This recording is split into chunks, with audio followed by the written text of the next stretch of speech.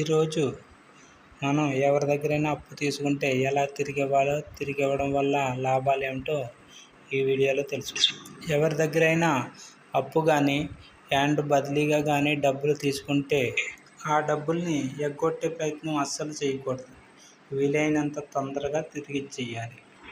ఒకవేళ మీకు కాస్త ఇబ్బందిగా ఉంటే అతని దగ్గర కాస్త గడువు అడగాలి తప్ప ఎగ్గొట్టే ప్రయత్నం అసలు చేయకూడదు.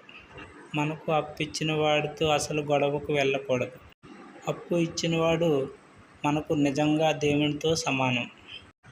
అవసరానికి మన బంధువులు కూడా మనకు డబ్బులు ఇవ్వరు. అలాంటిది మనము ఎవరో ఏమిటో తెలియకుండా అతను మనకు డబ్బులు ఇస్తాడు.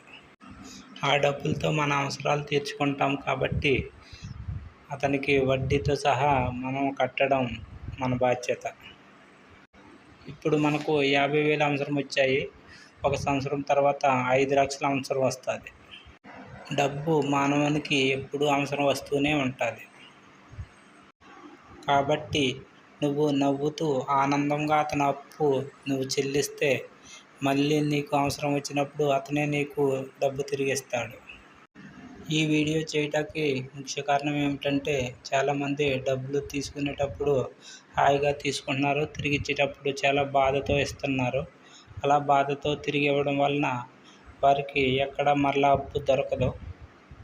ఈ విషయం కాస్త అవగాహనలోకి వస్తే కాస్త జాగ్రత్త పడతారని ఈ వీడియో చేయడం జరిగింది.